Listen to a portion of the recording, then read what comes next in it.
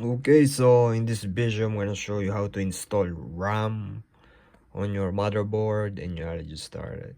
So before we started, you should like find what type of RAM are compatible to your motherboard anyway. So this is one of my server. It's a Optix 10,000 and okay, so you should find what type of RAM you're needed before you install it anyway.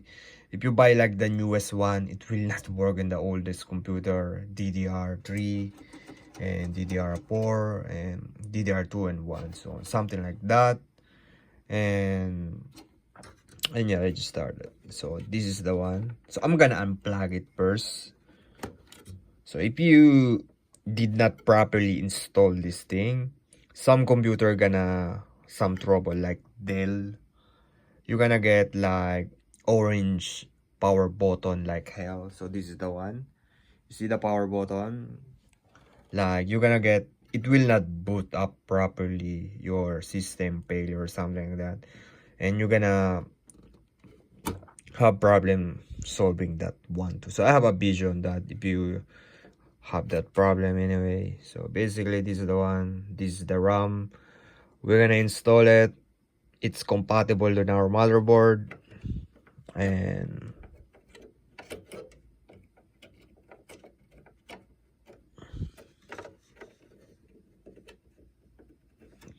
it's okay like that.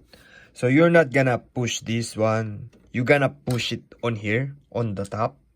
You're gonna hear the click.